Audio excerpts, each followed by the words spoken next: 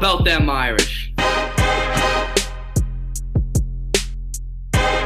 I can't take it anymore. I need a national championship.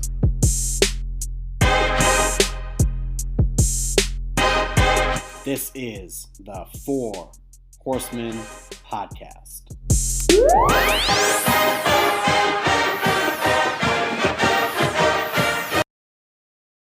And we are back. Notre Dame fans, welcome to the Four Horsemen podcast. This is Dylan, joined by Steve as always. And it's been a while, been a few weeks, but here we are.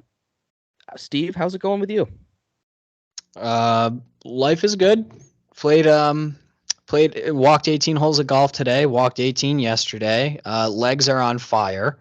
But yeah, I mean, it was sunny and 70 degrees today, not a cloud in the sky down here in the great state of South Carolina.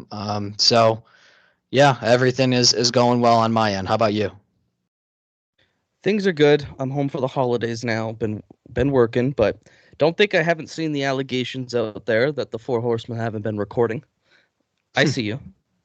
And that's why we have a jam-packed, loaded episode for you today, covering everything we've missed and more.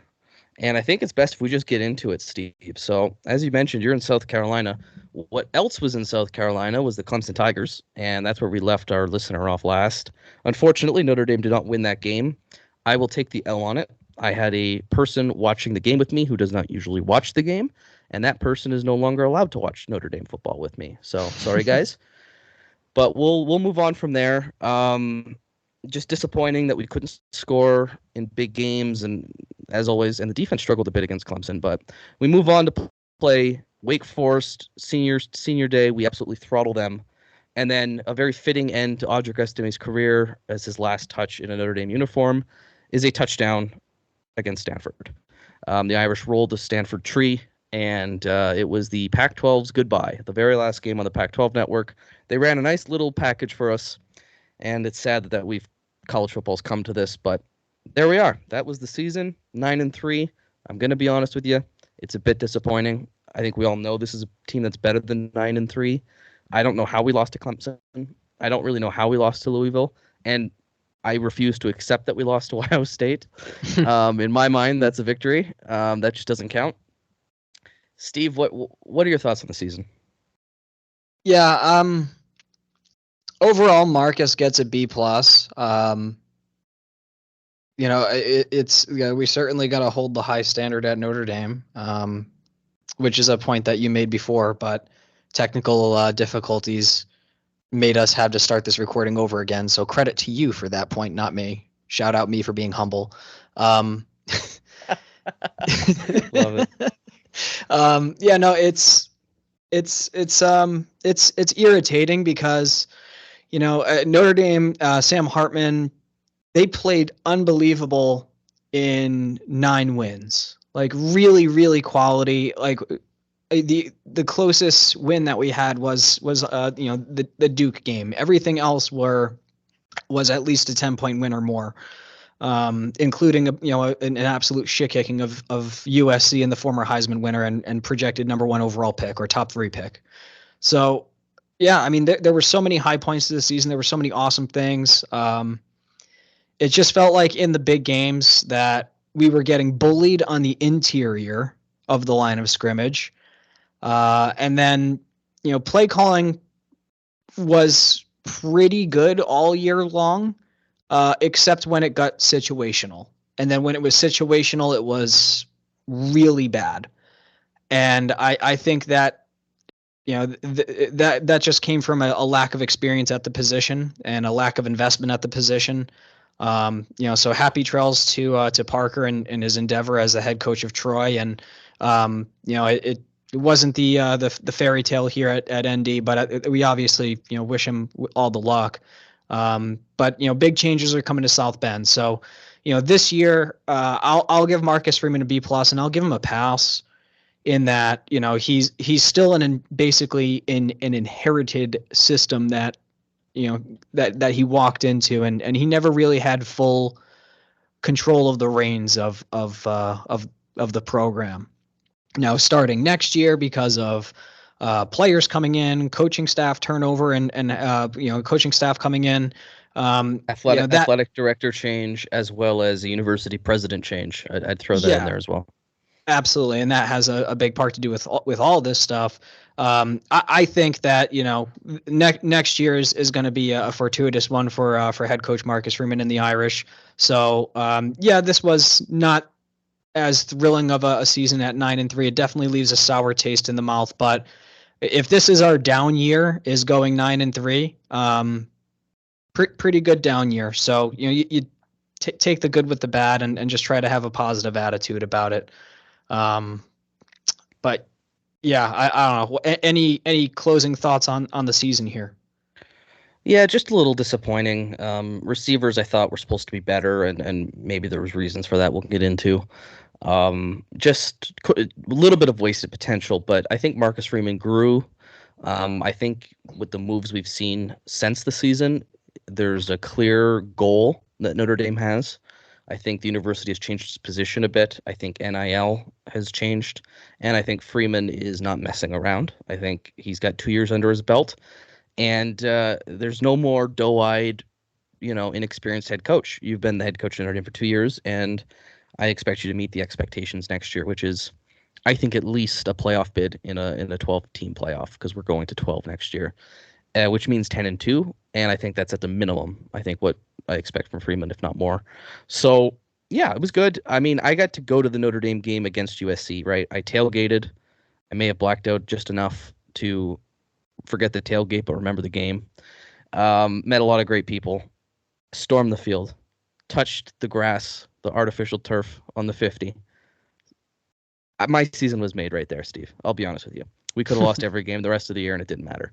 If you're listening to this and you haven't been to Notre Dame, and I know many of you haven't, including Steve, you guys got to get there. It's special. It's magical. There's nothing like it, and that alone can kind of make a disappointing season a great one. But there's a lot to look forward to, as you said. With 2024 around the bend, things have changed. Steve, do you want to get into the transfers? Yeah, certainly. And part the winds of change here. It literally just became winter 2 days ago in the technical sense. So as the seasons change, the winds change.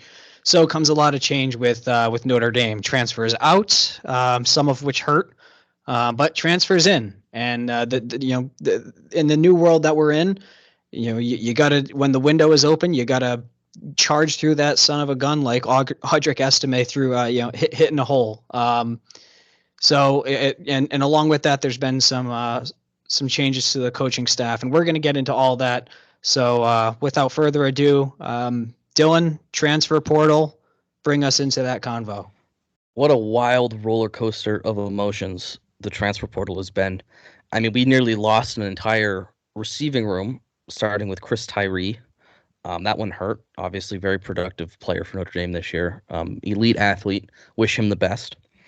And then more. You end up losing some of your freshmen. Rico Flores, which I don't really understand that one, because he, I think, got more touches than all the other freshman receivers. He had the most catches at the wide receiver position on the team. The only other person that led him in receptions and targets was a tight end. I wonder if maybe his relationship with Stuckey was good, and that was a factor, whereas some of the other receivers did not have a good relationship, such as perchance Braylon James, who went back to, I think he's at TCU, right? Yep, him and Osofo-Mensah. Yeah, that's a tough loss, just because I think Braylon is so talented, and I kind of thought he had the highest ceiling of all the freshmen. But, it is what it is, and we always support the players here, because as much as we support Notre Dame and we want us to win a championship, these are young men who are making decisions for them in their best interest. So, of course, I wish them the best, but the portal stung a bit. Other than that, I don't know if we lost anything significant for 2024. Like, Zeke Correll is gone, but also Ashton Craig had really stepped up, and shout out to us who, even though Ashton Craig was a 3-star when he committed to Notre Dame, we have kept beating that drum that he could be really special. And in year 2, we're already seeing him take over a center spot. And then, like you said, Nana, but they're so deep on the defensive line. So I think overall it's disappointing, but when you factor in what we brought in, it's just Notre Dame is just so much better now. The roster has increased substantially in terms of quality, and I don't really know if that's debatable. What do you think of that, Steve? Yeah. So one of our leading receivers for the year was the true freshman walk-on lacrosse player, Jordan Faison. And he's now been relegated to like 5th on the depth chart because of the transfers in. And that's a kid that's had a bunch of shimmy and shake and a lot of explosive speed, and he was kind of a spark plug for this Notre Dame offense at times.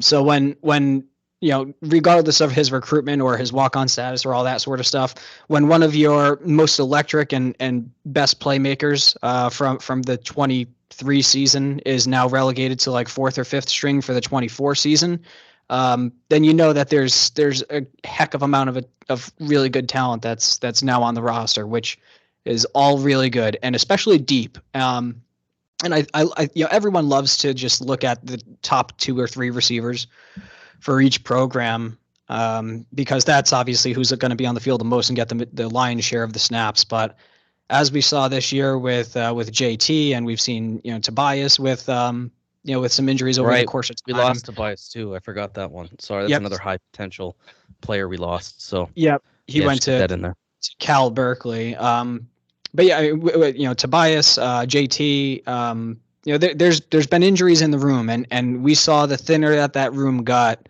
that there just simply wasn't enough options for Hartman to really make as many plays. It was difficult. So now that we're going to be hopefully a bit deeper, and we can probably run 6 or 7 receivers that are legit really good. I think that if there's anyone that gets knocked out for a game or a couple of games, that hopefully that effect is going to be mitigated. So before we talk about the receiver transfers we brought in, I want to talk about a point you just said there with Sam Hartman making plays, or an inability to at times. I think we all agree Sam Hartman versus the blitz versus pass rushers was different than Sam Hartman with time, right? That was a huge problem for us all year, is that any kind of pressure on Sam Hartman seemed to blow up a play. Am I wrong to say that? It was very Jack Cohn-esque, yes. And I love Jack Cohn, but yeah, you need to protect that guy. I love Cohn and I love Hartman, but yeah, we acknowledge the reality of it. Yep. So Notre Dame has, I think, avoided that in their first and biggest transfer addition I want to speak about, and that is quarterback Riley Leonard from Duke. Man, what a dual threat athlete he is. We've seen it firsthand in the Notre Dame game. He has shown it throughout his career. He can make plays spontaneously. He goes off script. He can beat you with his legs. He can beat you on whatever you give him. And I think that's something we've missed at quarterback, going back to Hartman, going back to Cohn, going back to even Ian Book struggled a lot with that. I think Riley Leonard's going to provide us extended drives, extended plays, and I think that's going to be a huge difference. For those of you who aren't too familiar with Riley Leonard, this is a quarterback from Duke who has been projected to be a first-round NFL draft pick before his injury. His stats don't look particularly great from this season because, well, they were great until the Notre Dame game where he got injured, and then he kept playing with an injury until he suffered another injury that put him out for the year. But Riley Leonard was getting first-round projections as a talent, so Notre Dame brought in an absolute stud there. Big arm, dual threat in the truest sense. He can run, he can throw, he can do it all. And I think that is going to be the catalyst for the success of the 2024 season is this kind of quarterback who is a game changer, who will do a Trevor Lawrence or a Kyler CJ Murray. Stroud. Yeah, and just keep it alive. So I want to start with that one. What are your thoughts on that quarterback addition? Are you thrilled with it? Are you just okay with it? I know a lot of people think Notre Dame should just stick with the recruits and the current guys on roster and develop them, but I think that's a bit of a fallacy. I don't think just because someone isn't starting they can't be developed. What do you think of that? Yeah, and again, as we've seen, and with Riley himself, he not only had Howard Cross land on his ankle and get him out a couple of games this year for Duke, but he also had a toe injury, I think, against in one of his comeback games against Florida State. So, he is a guy that's going to leave the pocket, and to your point, when things do get off schedule, his upside is going to be significantly higher than an Ian Book, a Jack Cohn, or a Sam Hartman, and very clearly a Drew Pine. Sorry for that shot. That felt inappropriate. That's punching down. I'm sorry. But anyway. But yeah, I mean, so this is a guy that's 6'4", 215 pounds, and he's a really good runner, and that really was showcased in the Clemson game, right? Even against Notre Dame, he had some plays and some moves against us. So there's a lot of upside potential for Riley Leonard. There is conversation, of potential first round pick. So like it does have kind of that Daniel Jones vibe from, if we're sticking in the Duke realm. Hopefully he ends up. Don't compare him to that. I was going to say, hopefully he ends up being better than Daniel Jones. I think he's a bit more of an athlete and a little bit more of a natural runner and a dual threat. So Exactly. With Notre Dame, I mean, there's going to be some questions on a transitioning offensive line, but by and large, we have dudes, we have athletes, we have a really good offensive line, or at the very least, a pretty damn good one. So when he's going to have time, he's going to have the weapons, the receivers, and everything to make good plays. It's the off-schedule stuff that is that ultimate difference maker, whether you're playing, Georgia, Alabama, Clemson, any of the big dogs, right? So, hopefully this is kind of just that next step up of just having a dude that can make plays. Yep, 6'4", 200 plus. That's what we're getting. And he's going to have targets to throw to. Notre Dame brought in 2 receiving transfers, and I don't think they're necessarily done. They might still be looking. The first one to commit was Chris Mitchell from FIU. Had a dominant productive season with FIU this year and was a highly sought-after receiver. And then Bo Collins, he's going to be the pure boundary guy from Clemson. He's coming back to get a Notre Dame degree. Notre Dame had recruited him initially. He was ranked pretty highly. ESPN and Rivals both had him as a top 100 player.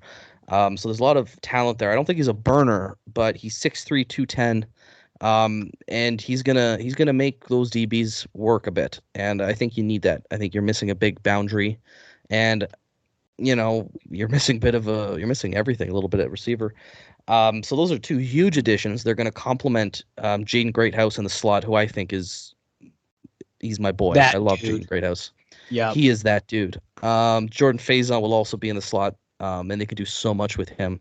Jaden Thomas, I think, will be back. He suffered an injury. We didn't really get to see as much as we thought we would from him because he was supposed to be the number 1 receiver. So you add him to the mix, and you still got Deion Colsey, who I think is super talented. And a big body, yeah. KK Williams, KK Smith, another great player. And then they're bringing in a huge class that we'll get to at receiver. So I'm liking that a lot. On the defensive side of the ball, they brought in R.J. Oben, edge rusher from Duke. We're the Notre Dame Fighting Blue Devils at this point. They've also added Jordan Clark, son of NFL talent. He's going to be a nickel corner for Notre Dame. Really like that pickup. And as well as special teams for P-Wagon, Mitch Jeter, kicker from South Carolina. I think he's 92% in one season or for his career. Yeah. He's got an absurdly high. Yeah. And he's got a leg. He can get from distance. I think anything within 55 yards at Notre Dame Stadium, he could probably hit. Yeah, and he looks pretty accurate. I don't see a Kyle Brunza rocket when he kicks, but I've seen him hit 50+ with deadly accuracy. So I'm loving it. That's so far who we've brought in. I don't think we're done. I think Notre Dame might look at an offensive lineman perhaps, although report is Charles Jagasaw has really emerged as the left tackle as a true freshman to replace Joe Alt in the bowl game, so maybe not. But they could look for another safety depending on what Xavier Watts does, another receiver possibly. So the portal isn't done, but those are the main additions, and I feel fantastic about them. They're they're not just depth guys, because Notre Dame has often added depth guys through the portal. These are starters. These are like high quality, productive players that are going to make an impact on your team. What do you think of this, Steve? Like, I'm fired up. Yeah, exactly. Everything that you mentioned. The defensive line is getting some help with Oben. Wide receiver group, we've gone through that at length, and now we have Riley. That's going to be the one and done leader at the quarterback position, which it's important because it is going to be transitory, right? Because your options, let's say everyone on roster currently stays. If there is an injury to Riley, knock on all of the wood in the world, hopefully he plays every snap and is healthy. But you're going to have True Jr., Steve Angeli, with one career start under his belt, which is going to be the bowl game in next Friday. You're going to have true sophomore or redshirted freshman, depending on Kenny Minchie's availability. But that's Kenny Minchie. Who is good, but he's semi-polished, but he definitely needs a little bit more experience. And then you're going to have true freshman, albeit 5-star or high 4-star, CJ Carr. We know he's a 5-star, but he's going to Notre Dame, so naturally he has to drop in the rankings. He's already at Notre Dame. He started already practicing with the Irish. Yeah, he looks good. We're going to talk about him more later too, but I feel good about it, Steve. I really like where we're headed for 24. Exactly, but the main point I'm making here is Leonard is going to be the leader of that QB room, and just give those guys just one more year to really kind of figure it out. And whether or not Angeli stays or if he transfers, then it gets thinner down to just 3 guys, or if Angeli stays and we got 4 guys, then we're going to have 3 on the roster for the 25 season with a lot of experience and a lot of talent at that point. So. It's the perfect gap, and I think we're just going to be, all things considered, the transfers aren't going to completely dominate the playing time, other than the QB and wide receiver position, right? Like everyone else kind of seems to be like an ancillary piece that's going to complement all the homegrown talent, but also kind of amplify this team and kind of, rising tide lifts all ships. So it just feels like this is the move. I'm with you. I think Oben might be crazy good. I think he could blow up. From what I've seen, I'm with you there. Like, I think a lot of the guys are complementary pieces, but man, RJ Oben, I think that guy could get 10 sacks this year. Here's hoping. Yeah, absolutely. If he has a season remotely like JJB had for us, then I'd be certainly happy with that. Well, Joe Alt said he was the toughest guy he had to play this year was RJ Oben. So I maybe he's just saying that, but to Marcus Freeman. Marcus Freeman reported that. So I take that with a lot of substance coming from Joe Alt. But speaking of Joe Alt, Steve, I think we should probably briefly mention that some Notre Dame players have decided to opt out of the bowl game to declare themselves for the draft. These people would include Joe Alt, Blake Fisher, which surprised me a bit. We can go back to that. Audric Estime, which I think is good for him. Mm-hmm. Running backs, get your money while you can. Sam Hartman, and defensively Cam Williams, I believe, as well. Are there any other big ones that I'm missing out on? Not Cam Williams. Cam, what's his? Oh my God, sorry. Cam Hart. I got 2024 recruits on my mind. Speaking of Cam Williams, that guy's gonna be a dude. Yes. But Cam Hart, of course. I mean, an all-time Notre Dame guy, in my opinion. From him to come in as a receiver, 3-star guy, transfer positions, work his way up, suffer injuries, be tempted probably with the NFL at some point, and decided to stay with Notre Dame. I love what that guy's provided. He had a great last season. But absolutely. Yeah. Any other guys to mention to that list? None that I can think of at the moment. I don't know, but in the same breath of Cam Hart, Marist. Also Marist Leofau. It's another one. Yeah, he's also out. But in the same breath as Cam Hart, very similar journey or path was Xavier Watts. Just unrelated from the bowl game or his future, just his season in general. A quick note of congratulations for him winning the Bednarik Award. because man, oh man, did he have an incredible season. And again, 3-star wide receiver from Nebraska, came to Notre Dame, switched positions, had some injury issues, was on the bench for a while, took a long time to develop. This is his 4th year on campus. I think he's a red-shirted junior, a senior in the classroom, and he has one more year of eligibility left just because of COVID. So he can come back if he wants to. Whether or not he does, that's his business, and we obviously wish him the best. But just a quick note of appreciation for Xavier Watts in that conversation. Yeah, great points there. Well, speaking of Xavier Watts, I think we should also mention players who've decided to return. Now, Xavier Watts hasn't made an announcement yet, and we're really hoping he comes back. But Notre Dame has gotten better for 2024 in ways that just people decided to stay. You know what I mean? Gabriel Rubio, for one, Howard Cross, another. There is some returning talent that Notre Dame's got coming for them that I love. And then I'm hoping, the 2023 Bronco Nagurski Trophy winner for Best Defensive Player, Xavier Watts, Caleb Williams' nightmare. I hope he comes back because, did I say the Bednarik and is it the Nagurski? My bad. You did, but I didn't want to correct you, so I thought I would just pretend I didn't hear you say the wrong one. But all good, Steve. I definitely know what you mean. Love it. This team is going to be so loaded coming back next year, and I don't know what more there is to say other than, cross your fingers on Xavier Watts. But man, how Howard Cross coming back is huge. Jack Kaiser coming back is huge. This is going to be something. This is going to be, I think, a really loaded team for 24. Here's hoping. And speaking of 24, let's transition now into the 2024 recruiting class. Now, me and Dylan traditionally, P-Wagon doesn't care about recruiting, which is insane to me. But I got to be honest with you. Recruiting is something I used to love following. It has lost a bit of its luster just with the transfer portal. Everything kind of seems a little bit more mercenary for hire-ish these days. So I'm not going to allow myself to get like overly excited about guys and be too connected to them anymore, just because the nature of the transition period we're in with NIL and maybe there's some sort of regulation that comes in down the pike and we can talk about that in another episode in the off season coming up.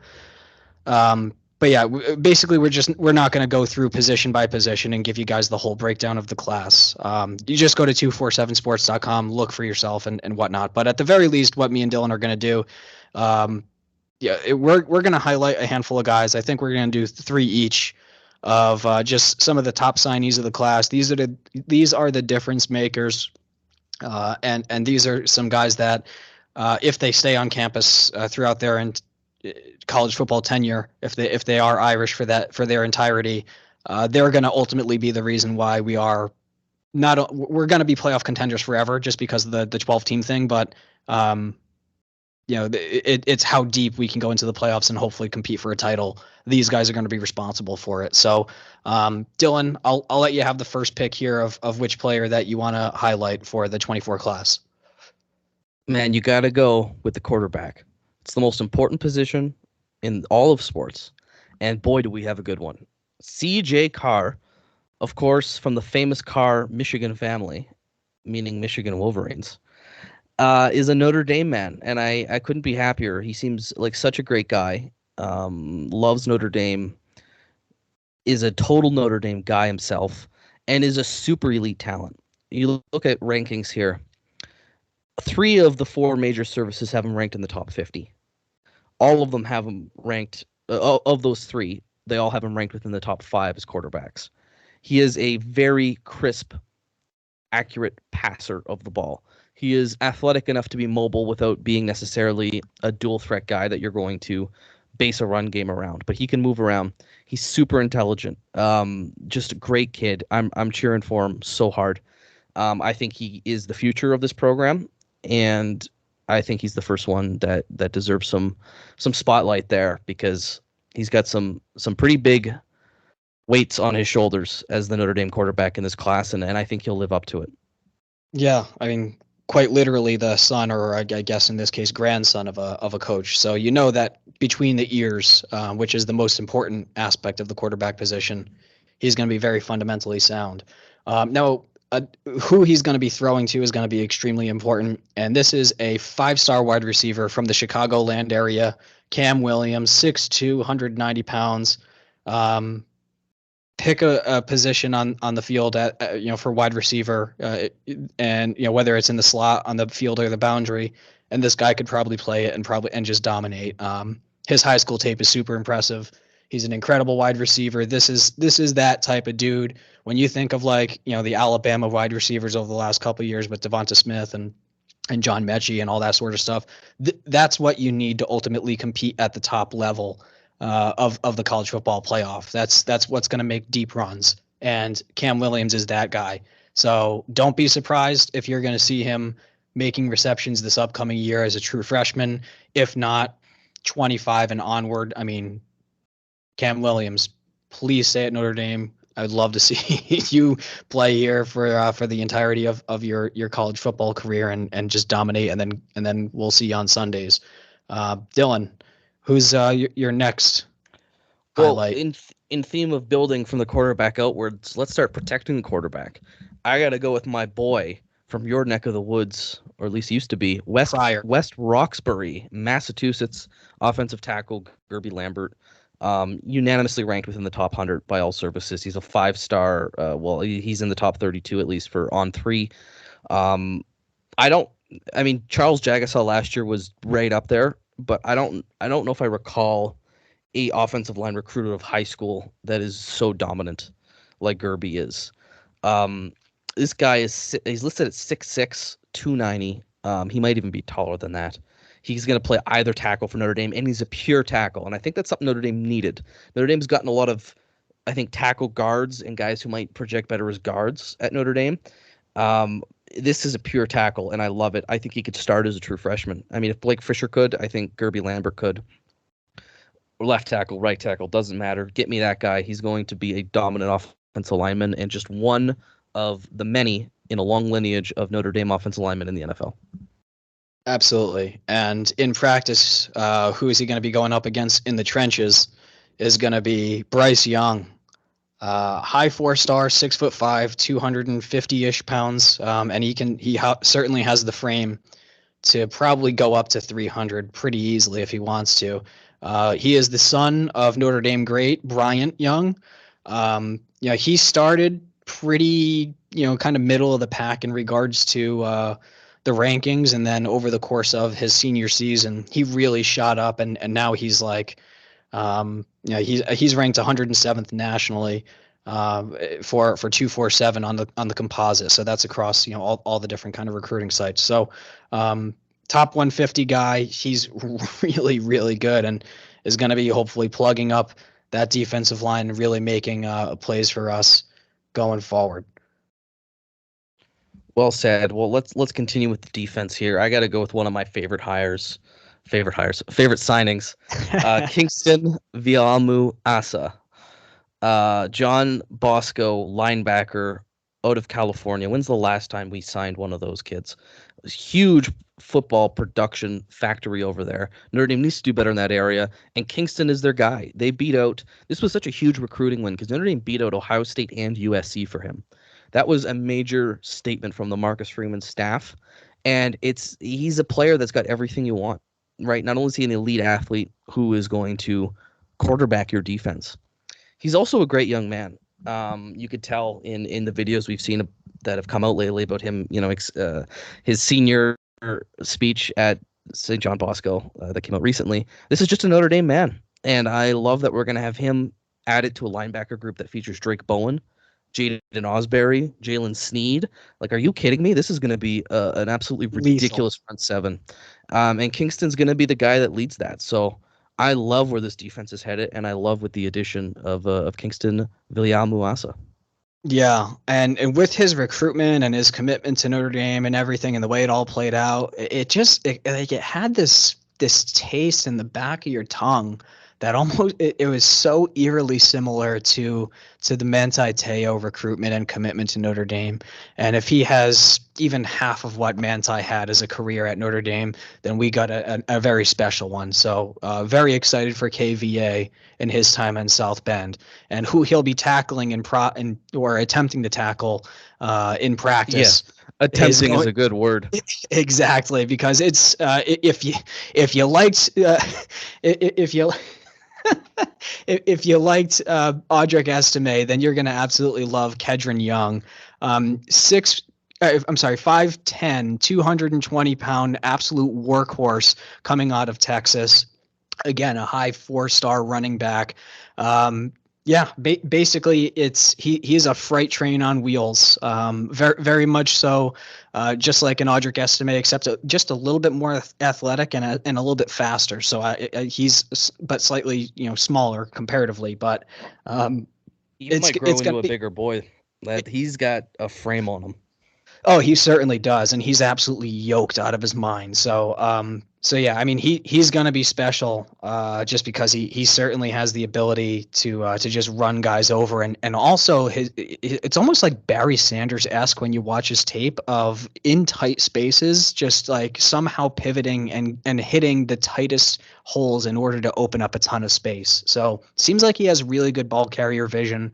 Like I said, if you liked Audric Estime, you're going to love Kedron Young, and really excited. He's going to see the field as a freshman. He'll find his way onto the field, I think. Maybe we have such a deep running back position that you question it, but I honestly wouldn't be surprised because he's a freak athlete, man.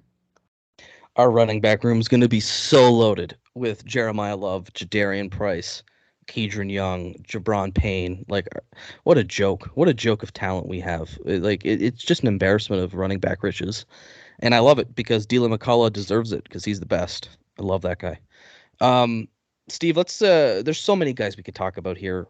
This is such a great class. There's so many highly ranked guys we didn't even get to. Not that rankings mean everything.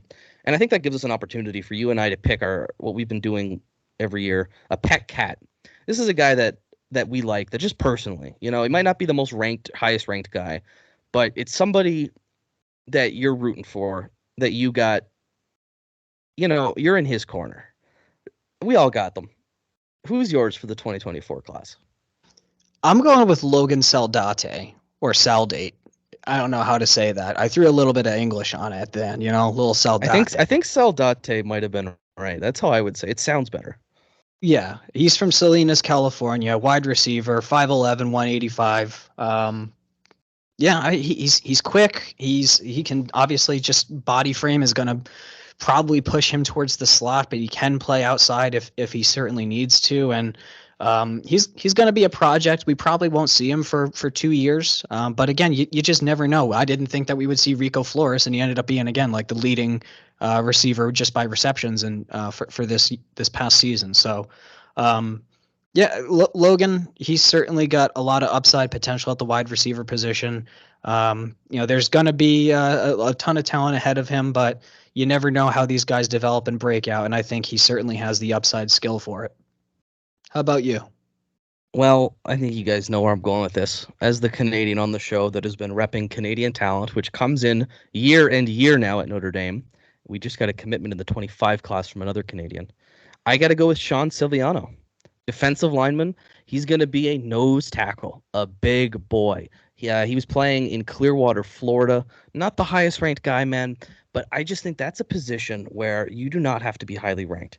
It's a position of need, and you're just filling in a nice big chunk of space. And I think that's an area where Notre Dame doesn't have one of those guys.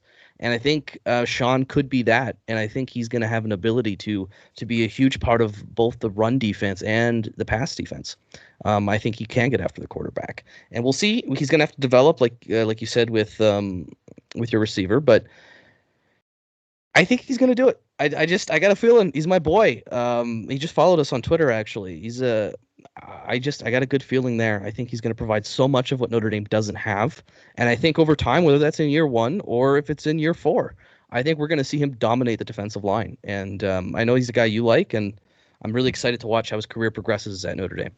Absolutely, yeah. 6'1", 315-pound frame as a true freshman coming in, right? So, or not Big even boy. as a true freshman yet. Like he still has to get to camp and then put on some weight and get through the the fitness program in the off season in the spring and the summer. So there's a possibility by the time this guy hits the field that he's like 325, 330. And who is that? Who was that cat from Georgia that everyone talks about that was just like an absolute animal? Jordan Davis, right? Jordan Davis was a 3-star recruit. Sean Civillano, again, maybe he needs to develop a little bit. Maybe get the body, a little bit more weight on the frame. But he's already coming in at 315. So, like you said, plugging holes and really just being hopefully a dominant force on the defensive line. And that's how I see things playing out, going forward. Now, the next conversation that we're going to pivot to, and thanks everyone for listening along. Make sure you subscribe, rate 5 stars, review, write a mean review if you want to. Make fun of my voice and how nerdy I am and how stuffy I am. But we certainly appreciate all the follows and all the interaction and everything. But yeah, next topic here as we're getting through this just before Christmas episode, as we're heading into bowl week, we have the coaching changes. Notably, we had our offensive coordinator leave, and then we brought a new one in. Dylan, I'm going to turn over to you. Give us the details. Well, do you guys remember how Brian Kelly kind of left Notre Dame for LSU and then said a bunch of shit that wasn't really true?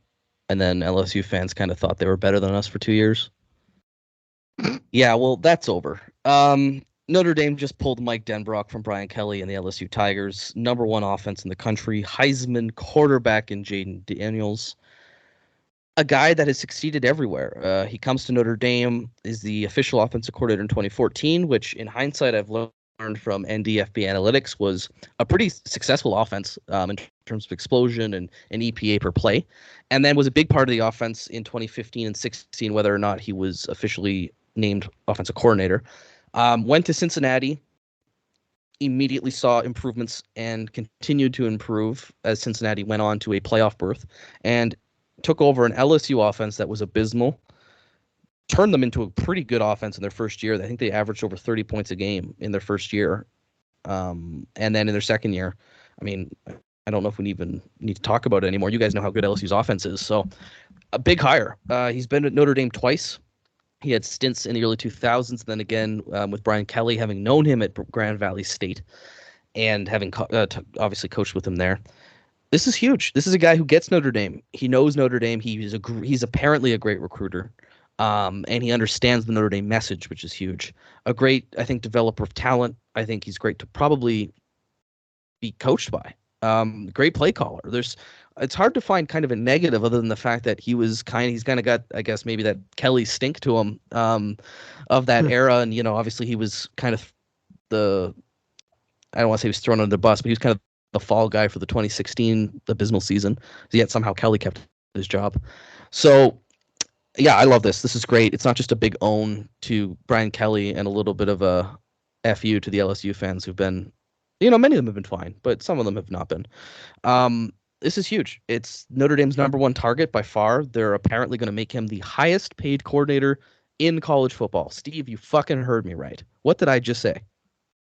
Highest paid OC in CFB. Man, oh man, it feels so good to say that because it feels like we finally got the support from the fucking administration. Thank God, finally. Man. You've been begging for it.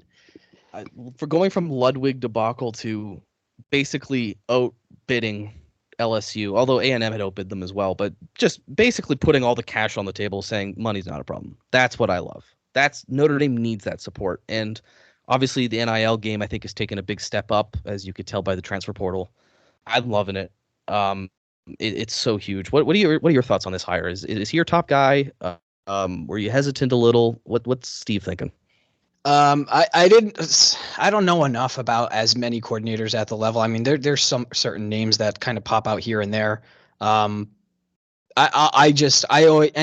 that enters the conversation, I just give them the eyeball test, right? And if you can take a Jaden Daniels who was just like a good athlete and semi-polished passer from Arizona State and transplant him to Baton Rouge and make him a Heisman winner, despite being on a 9-3 football team, it says a lot, right? So, he's had a good career, and especially something that in compliment to what you had said, is he also has rapport with Marcus Freeman, right? They were on the Cincinnati campus at the same time. So they coach together, they have rapport together, and that's certainly probably a part of why he ended up coming back to South Bend. Is he probably just knows, like, Marcus has his shit together, effectively, or at least that's what I'm just basically cosplaying and hoping that happened in my mind. It's also because it's Notre Dame, right? Like, I'm sorry, but it is the premier destination of college football. It's the national brand, not a regional brand. Yes, exactly. And winning a title at Notre Dame would mean more than winning anywhere. It would be earth-shattering. You'd be a legend. Everyone on that team who wins the next national championship for Notre Dame their drinks will be paid for at bars for the rest of their lives. That includes the coaches. So nationwide. Not just in a small college town. Whether you're in New York City, Sacramento, California, Tampa, Florida, doesn't matter where you're located, or obviously in the heartland of the country, anywhere you go, because Notre Dame is the biggest deal. We're the big kids on the block. We matter more than anyone else. I wonder why people hate us. Look, there's some truth to that. And the SEC's kind of jokes that it means more there, and it compared to other conferences, sure. Compared to Notre Dame, absolutely not. Right? There's that famous line from the 1973 Sugar Bowl: at Notre Dame, college football is a religion; at Alabama, is a way of life. Right? It's different at some of these programs, and LSU, as great as they are, as many championships as they've won in the last 20 years, it's not Notre Dame, it's not Alabama. It's not Oklahoma. It's not USC. It's not Ohio State. It's not Michigan. Sorry, but that's kind of just how it is. And I think that's a big factor. I also think Denbrock, he is closer to home. Yes, he knows, he's familiar with it. Yes, he loves Notre Dame. There's so many factors to that.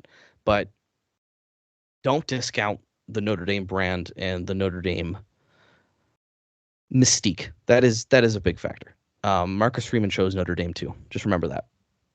Facts. Big facts. So now he obviously, Denbrock, coming in to take over the offensive side of the football in the wake of, happy trails to Jared Parker. And I know I mentioned it briefly before. Parker was a good coach. But the inherent issue and the frustration was always that we Notre Dame, if you look up and down this offense and this defense and this team and this roster and this administration and the coaching staff, all, top to bottom, everyone is really, really, really good. And again, we got Marcus Freeman a little bit too early in his career, but you'd rather be too early than too late, because Marcus Freeman is a rocket ship going to the moon. So hop on as soon as you possibly can. Well when said. it came to Jared Parker inheriting the position effectively after Reese left, I don't not like the guy. Like, he was good, and his play calling most of the time was pretty good. There was just and he seemed like a good tight ends coach as well. I want to give him props. He certainly was, absolutely. But again, like, lack of play action, some lack of creativity, and ultimately in the biggest moments, just not having the experience is what led to people having a sour taste in their mouth. So thank you for your service and your time here, and all the best of luck truly down at Troy. I genuinely hope that he's competing for Sun Belt Conference titles shortly, and maybe even a backdoor his team into the playoffs. That'd be cool. That'd be fun. But at the end of the day, it's Notre Dame. You need the best coordinators around your young coach. You need guys that are going to recruit their asses off. You need guys that have been there, that have done that have proven it, and that are going to demand top dollar. And right now, that's Al Golden, and right now, that's Mike Denbrock. And let's go. We have the infrastructure in place. It's all systems go. We are going to the moon with this coaching staff. Well, that's what's so key about it is the experience part. I love that Freeman, a young coach, has surrounded himself with two veteran coaches, right? Al Golden has been head coach everywhere, like at Miami, Temple. He's been coordinators everywhere. He's been in the NFL, right? Mike Denbrock has been around. He's been a coordinator for a while. You're not getting inexperience to go with inexperience like we did recently, right? Reese was inexperienced with Freeman. Parker was inexperienced with Freeman. You're adding more veteran guys to that group. So I'm really for it. Also, Mike Brown, wide receivers coach from Wisconsin, was added to the group for the departing Chancey Stuckey, who was let go due to developmental reasons and some other alleged reasons that I don't want to speculate on. So you bring in Mike Brown from Wisconsin, who also coached at Cincinnati. I don't have a problem with Freeman hiring guys he knows, for one. Two, from what everyone has said, he is a super well-respected coach within the industry. He is a teacher first and foremost and a great recruiter, and I think that's what we need at Notre Dame. We need someone who can develop these guys. So I'm thrilled with it. I love this coaching staff. I think it's the best coaching staff in a generation. Like since probably an old Lou Holtz coaching staff. Like this is top to bottom. If they stay together, of course, we still got a bowl season to survive. But if they stay together, man, 24 is going to be special. And 25 and 26 and 27 and 28. The future is bright, man. I'm so excited. Speaking of the future, if I just have one concern about Denbrock, because you were talking about Parker and play action. Well, Denbrock's not known for play action, so I just want to give you and everyone else a heads up. Maybe we don't see a ton of that, but as long as he's getting results, I'm good with it. And he seems to be a guy who adjusts his offense to the personnel he has, which is huge because then you can use play action more and just find ways to get your studs the ball. But yeah, that's my last thought there. I love the hire overall. Loving everything about this offseason. Listen, just give me a quarterback with 4,000 all-purpose yards and 40 touchdowns, and I don't care how much play action you run, but just make it work by any means necessary. And if you don't, I'm going to Control-Alt-Delete myself. But we're going to focus on the future of the coaching staff, which is bright as hell. Speaking of the future of the ACC is getting a little bit more interesting day by day. Now, I'm on the outside looking in, and I certainly don't have nearly as many details as you. Dylan, you have just this special ability to see this sort of stuff, and I think this is complementary to like your lawyer experience and skills and kind of just tracking all this sort of stuff. So what is going on with Florida State and the Seminoles and the ACC conference? I appreciate that, Steve. I think it's just become a special interest of mine, but I definitely appreciate the compliment there. FSU has been unhappy for a while because, as people may know, the SEC and the Big Ten have recently reached new TV right agreements with, respectively, ESPN for SEC and then Fox, NBC, and CBS for the Big Ten.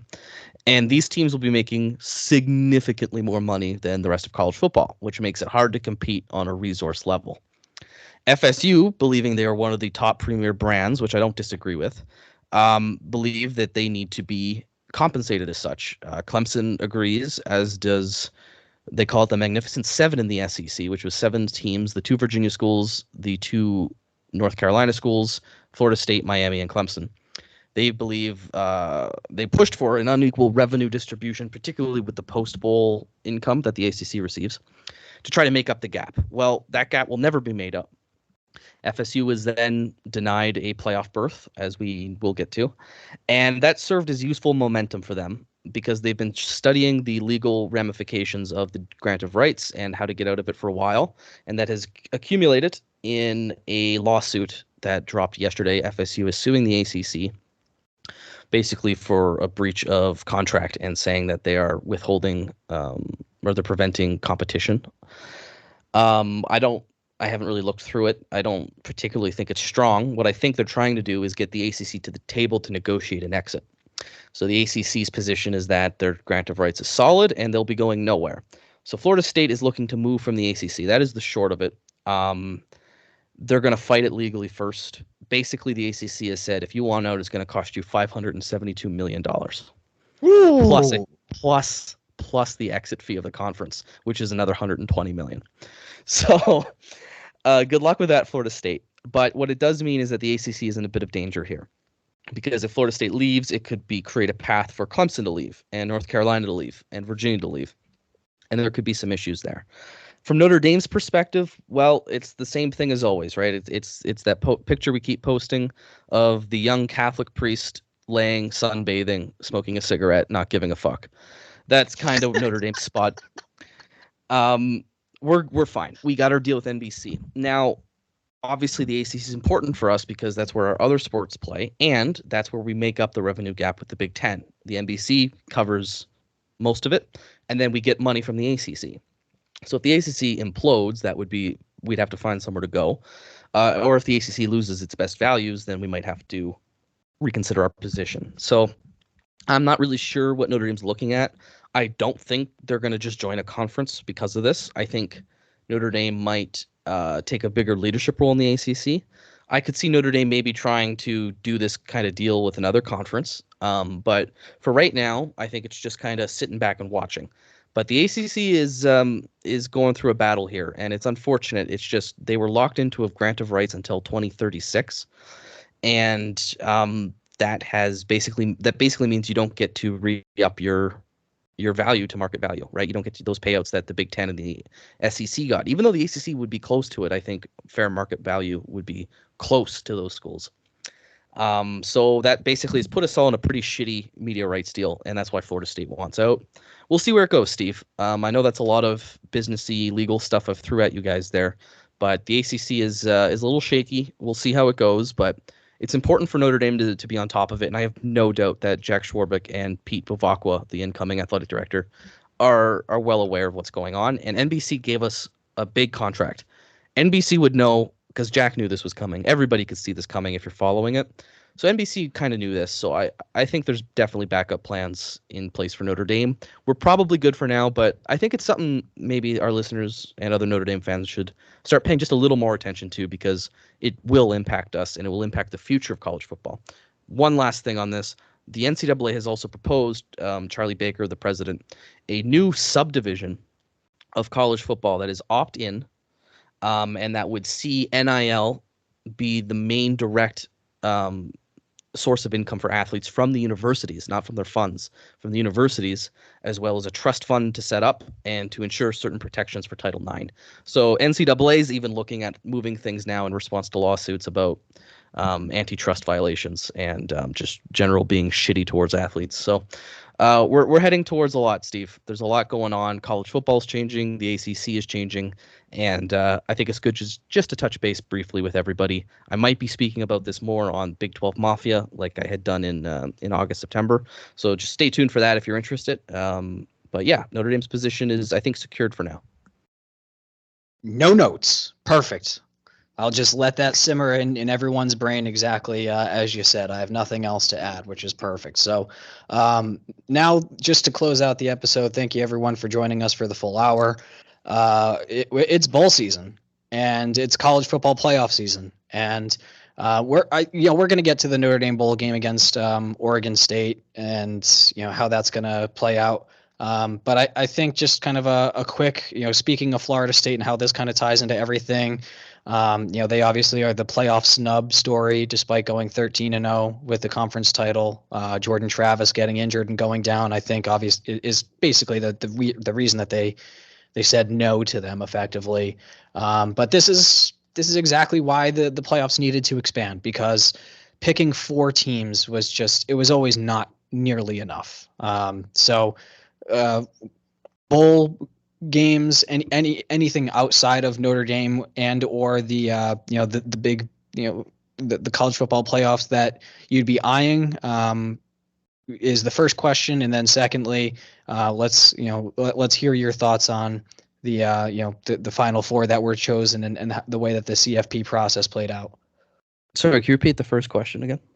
Yeah, other than Notre Dame or the college football playoff, are there any other bowl games on the docket that you're going to be looking to just check out? Yeah, Florida State, Georgia, for sure. I think that's going to be I'm curious how Florida State comes out to that after the snub, and I'm curious how much Georgia is going to give a shit now that it's not a playoff game. So that'll be a good one. Two big brands, two great teams. That'll be, I think, a banging bowl game. But other than that, bowl season is something I just more throw on the TV when there's nothing else on. The playoff is kind of where I look. So, is there anything you're looking for in particular, Steve? Yeah, that's a great question. Let me peruse really quick. But just in regards to that game that you just mentioned, the Georgia versus FSU, I'm really curious to see how Florida State's defense, which is phenomenal, is going to show up against that Georgia offense. That's going to be interesting. I think Georgia's defense is obviously just going to be like a snuff film, effectively, with the third string quarterback for Florida State. That's just going to be tough to watch. But yeah, something that I am curious to see, randomly, is the Liberty Flame against the Oregon Ducks in the Fiesta Bowl. Liberty got in. Are they undefeated? They're ranked number 23, and they're kind of a mid-major. They're either 11-1 or they went 12-0 and then won their conference. So obviously to get into the Fiesta Bowl despite being the number 23 team. So, I obviously expect Oregon to win, but Liberty has had a program that's been on the ascendancy in the mid-major world over the last couple of years. So I don't like Penn State and I don't like Ole Miss. So screw both of them, and I don't want to watch that.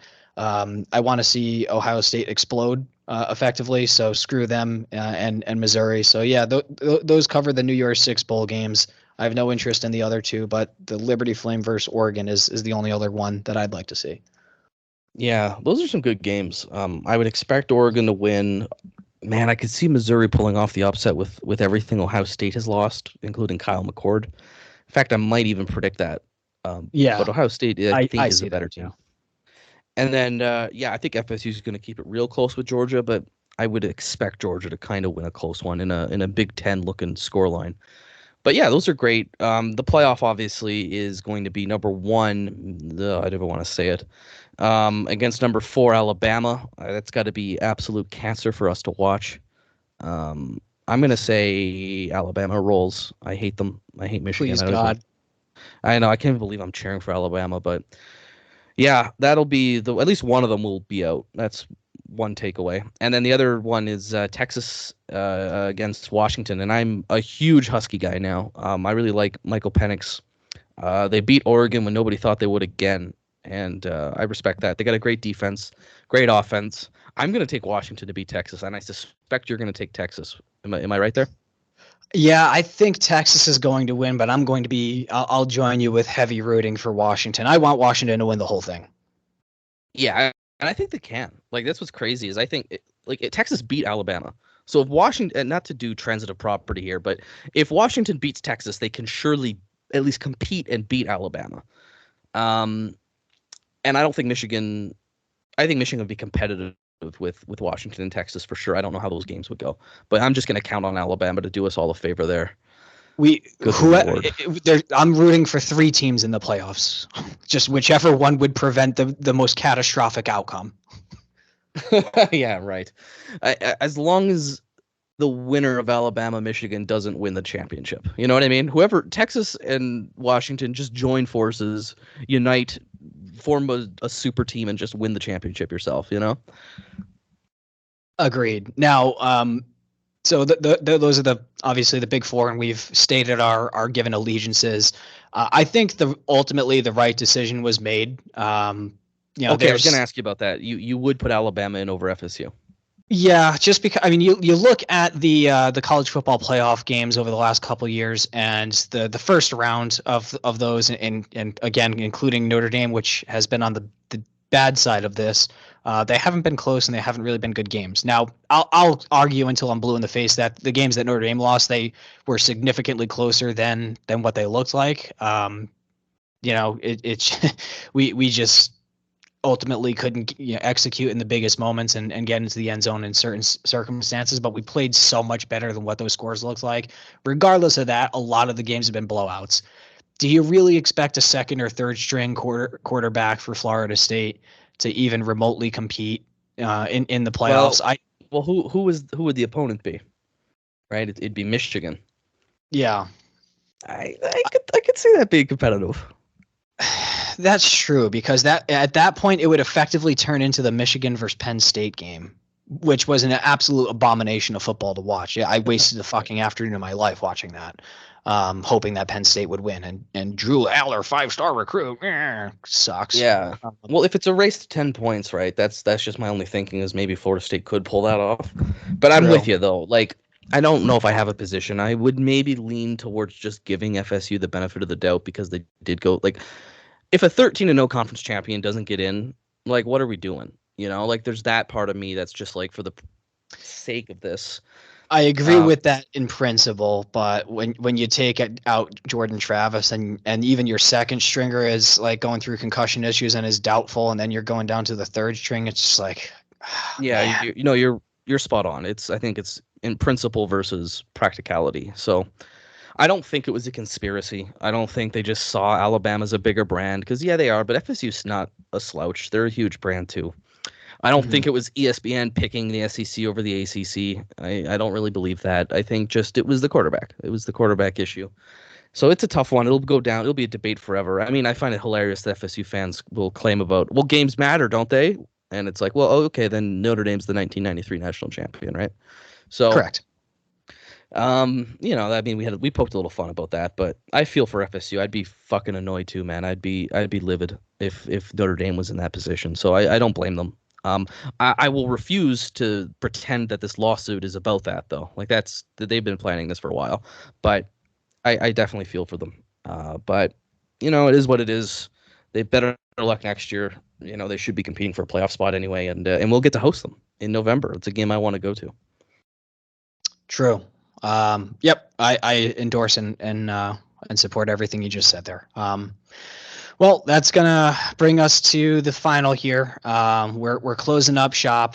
It is currently Saturday, so we have 6 days until Saturday at the recording, Sunday, and when you guys are listening to this. Yeah, it's Notre Dame in the Tony the Tiger Sun Bowl out in Arizona in Texas, right?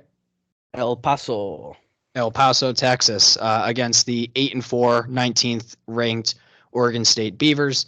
Notably, starting quarterback DJ Ugungalele has transferred. Backup quarterback, who is extremely talented, Aiden Chiles. I think I said that right. Don't care. He is also transferred over to Michigan State. So, yeah, Oregon State is now down to their third string quarterback. Notre Dame is favored. They're even more beat up than we are. Like, they've lost a lot. Exactly. And they are Notre Dame is 6.5 point favorites at this moment in time.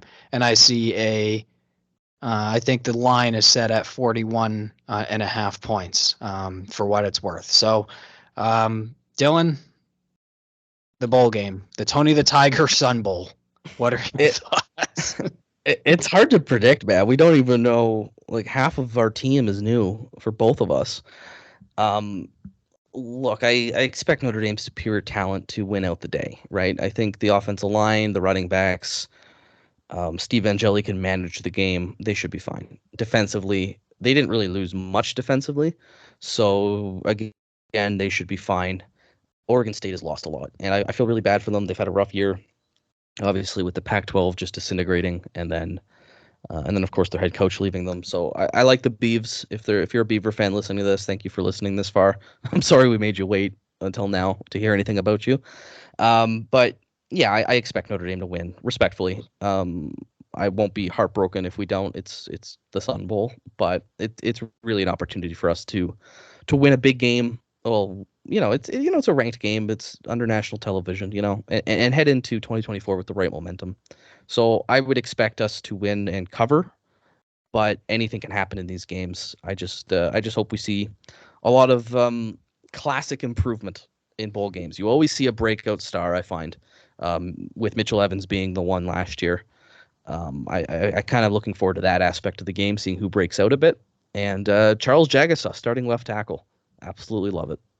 Yeah, Exactly. And then it's just going to be, the running back by committee with Jeremiah Love, Jadarian Price, and Jabron Payne. But this is the J Love show. This is his coming out party. I am predicting 150 yards and 2 touchdowns for Jeremiah Love. I'm manifesting that because that kid is dynamite. He is literally our Reggie Bush. Mark that down. Write that down. He is going to be elite. Really excited for him. And now Jaden Greathouse, he's going to be presumably completely healthy and kind of really elevated now that all the transfers have happened. Also would love to see him just ball out. Now we know that he's extremely talented and he's showed up really well all season. But yeah, I want to see both Greathouse and Love just absolutely ball out. Those are my 2 picks. Of guys that we like you said, it's all about development at this point for the future. So let's see those 2 true freshmen really put on a show. I expect them to win. I expect them to cover. I hope that they do. I really hope they don't take a shit in this game like they've been prone to do in the past. But hey, it's not a New Year's Six bowl game, so we should win it. Yeah, I mean, it just it'd be nice to see Steve Angeli play really well. But more than anything, just seeing that 10 in the win column for Marcus Freeman in year 2. That's huge. That's huge. It's all momentum from there. And that's the thing. Yes. Sorry, no, I'll let you finish the thought. Mine's a little off topic. No, that's fine. I was just going to say, speaking of momentum, that's kind of the biggest thing. That's the real reason why this bowl game matters, because you got these guys, if they win this, then coaches can, focus on building out a game plan for the spring and getting these guys excited to be on campus, lift some weights, get themselves in good shape and just kind of springboard the next season. It just feels like a good start to the next season anytime you win your bowl game. So, yeah, I mean, that's my closing thoughts on it, but over to you. Well, I was just going to say we're 0-2 against Oregon State in our history. That is ridiculous. Like, outrageous. Notre Dame, as a history guy who romanticizes all that, I think I love the idea of having few to nobody with the winning record over us. It is a very exclusive club. Oregon State, respectfully, does not belong in that club. Nobody does. Nobody belongs in that club, really. So we got to turn that around, and you can only win one game at a time, but we got to start with it at the Sun Bowl. We need that winning record back. 0-2 can't happen. 0-3 definitely can't happen. I've got a score prediction. Do you? I'll let you start. Okay, I've written this down, so we'll see if the Steve Dillon magic happens again. I've got this one: Notre Dame 31, Oregon State 13. 31-20. Unbelievable. I don't think that we're going to be giving up 20 points, but I just see something going catastrophically wrong, like a pick 6 or something. So sure. But I was about to say, yeah, I was literally going to say 31, like 17 or something. But yeah, well, once again, we're right in the same neighborhood. I love it. I think our defense should really carry the game because they're pretty healthy and they're pretty much the same unit coming back. So I think that'll be the strength, but we'll see. I mean, I'm looking forward to it. I think it'll be a good game. I always love watching Notre Dame football. Bowls aren't meaningless to me. I like to watch them. So we'll see. And 2024 will be the year that Notre Dame takes a huge step forward. And remember, third year is iconic in Notre Dame history. I believe Leahy won his first national championship in year 3. Parsegian won his first national championship in year 3. Dan Devine won his first national championship in year 3. Lou Holtz won his first national championship in year 3. I believe even Newt Rockne had like an undefeated season in his third year. And by the way, Brian Kelly, BCS national championship game, year 3. Marcus Freeman, year 3. It's going to be special. I can't wait for it. And I can't wait for all of you guys to be there with us. Go Irish. Year 3 loading. Go Irish.